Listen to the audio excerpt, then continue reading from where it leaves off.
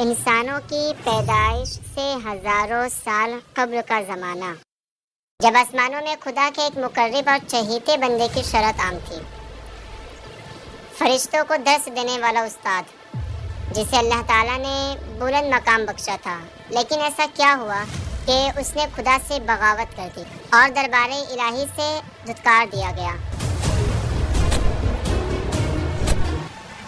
آدم علیہ السلام کی پیدائش سے قبل آسمانوں پر دو قسم کی مخلوق رہتی تھی، ایک نوری اور دوسری ناری۔ نوری مخلوق نور سے پیدا کیے گئے تھے، جسے ملائکہ یا فرشتہ کہا جاتا ہے۔ یہ دن رات عبادت الہی میں مصروف رہا کرتے تھے، اور ان کے یہاں نہ عورتیں ہوتی تھیں اور نہ ہی ان کی نسل چلتی تھی۔ دوسری مخلوق ناری یعنی جنات تھے، جو آگ سے پیدا کیے گئے تھے۔ ان کی عورتیں بھی ہوتی تھیں اور ان کی نسل بھی خوب پھیلتی تھی۔ خدا نے انہیں اپنی حمد و ستائش کرنے کے لیے بنایا تھا۔ یہ سب اللہ کے آسمانی لشکر تھے۔ وہ اس مقصد کے لیے بنائے گئے تھے تاکہ اپنے خالق و مالک کو جانیں، اس سے شادمان ہوں، ہمیشہ تک اس کی خدمت اور عبادت کریں۔ ایک مسلمان کے ایمان بالغیب کا تقاضا ہے کہ وہ تمام مخلوقات کے بارے میں جو کچھ قرآن و حدیث سے ثابت ہے، اس پر بلا کسی کمی و بیشی اور شک کے ایمان لائے۔ انہی مخلوق میں ایک معزز ہستی عزازیل تھا۔ عزازیل کا مطلب ہے خدا کا عزیز۔ اسے اللہ نے دہکتے ہوئے آگ کے شعلوں سے پیدا کیا تھا۔ حضرت آدم علیہ السلام کی پیدائش سے 144,000 سال پہلے سموم جنات کی پیدائش ہوئی۔ یہ جنات کا بابا آدم تھا۔ سموم جن کو زمین پر بھیج دیا گیا، جہاں 300 سال گزرنے کے بعد زمین پر اسے اپنی نسل کی جن مخالف ملی، جس سے اس نے شادی کر لی اور وقت گزرنے کے ساتھ کثیر تعداد میں اس کے اولادیں بھی ہوئی۔ ابتدا میں تو یہ قوم جنات اللہ کے فرمان بردار اور عادات گزار تھے، لیکن بہت جلد یہ سرکش اور نافرمان ہو گئے۔ جب ان کی بدعمالیوں کی حد پار ہو گئی تو کثیر تعداد میں جنات نے موت کا ذائقہ چکھا اور وہ مر گئے۔ اس دوران جو نیک جنات تھے وہ باقی بچ گئے اور ان کی نسل آگے بڑھی۔ انہی جناتوں میں ایک مشہور جن چلیپا تھا۔ چلیپا کا چہرہ ببر شیر جیسا تھا۔ چلیپا نہایتی قد آور اور بہادر جن تھا۔ اس کی بیوی کا نام تبلیغ تھا، جس کا چہرہ بھیڑیے کے مادہ کی طرح تھا۔ وہ اپنے شوہر کی طرح دلیر اور طاقتور جن تھی۔ اس کی تمام قوم پر اس نے اپنی دھاک بیٹھا رکھی تھی، اور قوم کے بچہ چلیپا کا احترام کیا کرتے تھے۔ ان کے یہاں ایک بچے کی پیدائش ہوئی جس کا نام عزازیل انہوں نے رکھا۔ عزازیل میں اپنی ماں اور باپ دونوں کی خصوصیات شامل تھیں، یعنی وہ نہایتی سرکش، مکار، بہادر اور طاقتور تھا۔ روایتوں کے مطابق قوم جنات کو دنیا میں بسایا گیا، اور یہ حضرت آدم علیہ السلام کی پیدائش سے 50,000 سال قبل کا زمانہ تھا۔ بہت جلدی یہ جنات سرکش ہو گئے اور خدا کے نافرمان بن گئے۔ جب جھگڑے اور فساد سے زمین لرزا اٹھی تو آسمان سے فرشتوں کو حکم دیا گیا، جاؤ اور ان سرکش جنات کو مار پھینکو۔ لہذا اس کائنات میں پہلی خونریز جنگ ہوئی،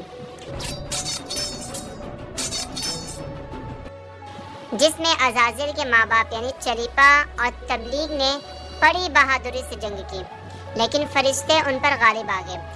فرشتوں کا وار ان جناتوں پر اس طرح پڑتا کہ وہ اشک کھا کر گر جاتے تھے۔ اسی جنگ کے دوران عزازیل کے ماں باپ مارے گئے۔ قوم جنات کے سرکش جنوں کو قیدی بنا لیا گیا۔ ان قیدیوں میں شہزادہ عزازیل بھی تھا۔ فرشتے جب اسے بارگاہ الہی میں لائے تو حکم ہوا کہ عزازیل کی بہترین تربیت کرو۔ چنانچہ فرشتوں نے عزازیل کی تربیت بہترین انداز سے کی۔ عبادت، ریاضت کے طریقے اور آداب سکھائے گئے۔ اس طرح وہ بہت جلد اللہ کا مقرب ترین بندہ بن گیا۔ ایک وقت ایسا آیا کہ عزازیل اللہ کا سب سے چہیتا عبادت گزار، ریاضت کرنے والا اور زاہد بندہ تھا، جس میں اس کا کوئی ثانی نہ تھا۔ حکمت اور دانشوری میں بھی اسے کمال حاصل تھا۔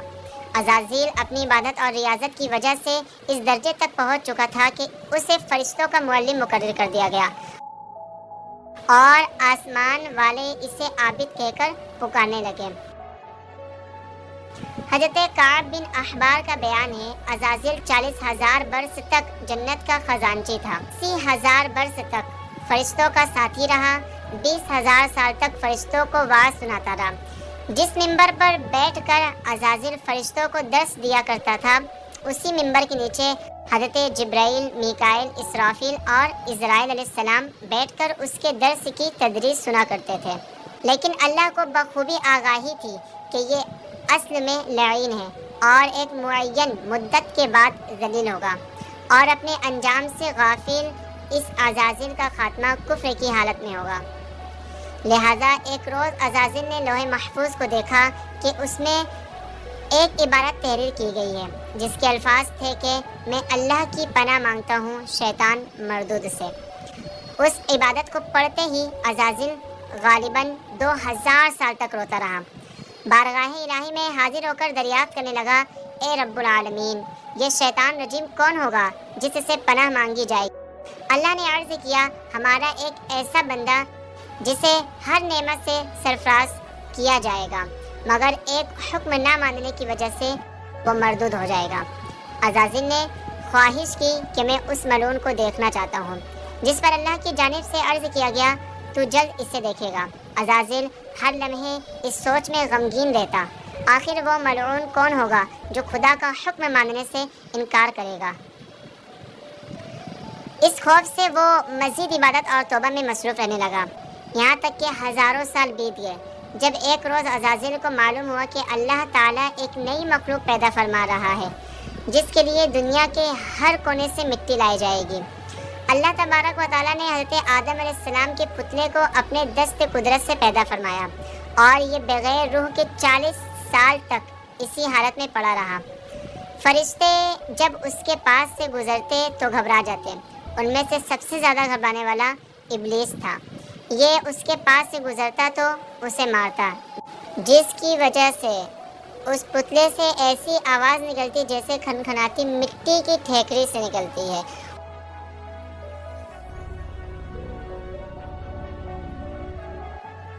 और फिर वो दिन भी आ गया जब अल्लाह ताला ने फरिश्तों से फरमाया, मैं ज़मीन में अपना एक नाइब बनाने लगा हूँ, वो ज़मीन पर मेरे अहकाम को नाफिज करवाएगा।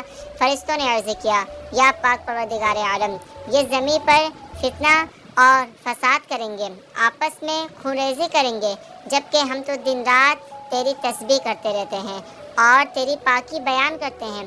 अल्लाह ने फरमाया, जो कुछ मैं जानता हूँ वो तुम नहीं जानते। फिर अल्लाह ने हज़रत आदम अलैहिस्सलाम को तमाम चीज़ों के नाम सिखा दिए और उन्हें फरिश्तों के सामने पेश करते हुए फरमाया, अगर तुम सच्चे हो तो मुझे इनके नाम बताओ। उन्होंने कहा, तू पाक है, हम तो इतना ही जानते हैं जितना तूने हमें बताया है, बेशक तू बड़े इल्म और हिकमत वाला है। फिर अल्लाह ने फरमाया, ए आदम, उन चीज़ों के नाम बता दो।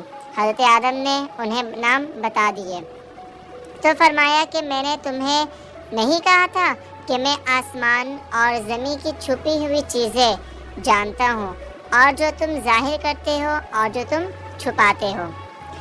फिर फरिश्तों को हुक्म दिया गया कि आदम को सजदा करो, लिहाजा उन्होंने सजदा किया, मगर अज़ाज़िल ने सजदे से इनकार कर दिया। अल्लाह ने फरमाया, तुझे सजदा करने से किस चीज़ ने मना किया जबकि मैंने तुझे हुक्म दिया। वो कहने लगा, मैं इससे बेहतर हूँ, तूने मुझे आग से बनाया और इसे मिट्टी से बनाया है। मैं ऐसा नहीं कि इस इंसान को सजदा करूं जिसे तूने सड़े हुए खनखनाते गारे से पैदा किया।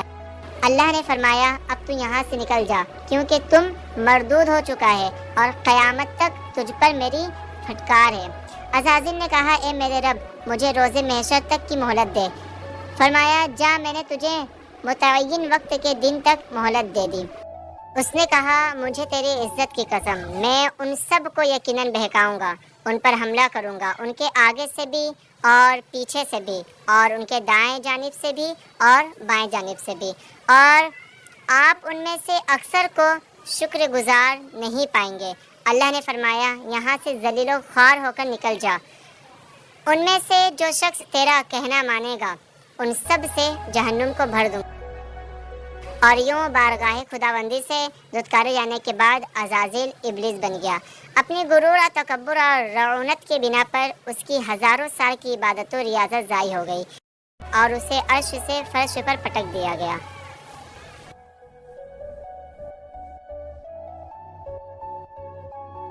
اسلام کے علاوہ دوسری مذہبی کتابوں اور عقیدوں میں بھی ابلیس یعنی عزازیل کا ذکر ملتا ہے۔ یونانی کتابوں میں اسے اپولین اور کتاب مقدس میں لوسیفر یعنی سیٹن کہا گیا ہے۔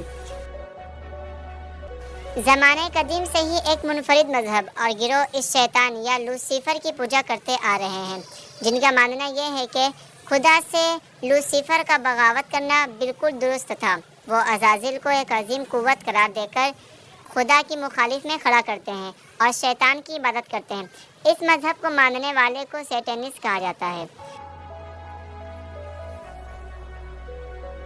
روایتوں کے مطابق ابلیس کی موت کا وقت اسرافیل کے پہلے اور دوسرے سر پھونکنے کے درمیان کا وقت ہے۔ جب اسے دی گئی مہلت پوری ہو چکی ہوگی اور وہ ذلیل و خوار ہو جائے گا۔ قرآن مجید کے مطابق روز حشر خدا کے فیصلے کے بعد ابلیس اپنے پیروکاروں سے اعلان برات کرتے ہوئے کہے گا، تم اپنے گناہوں کے خود ذمہ دار ہو۔ نیز وہ کہے گا کہ خدا نے تمہیں سچا وعدہ دیا تھا اور میں نے جو وعدہ تمہیں دیا تھا میں اس کی مخالفت کرتا ہوں۔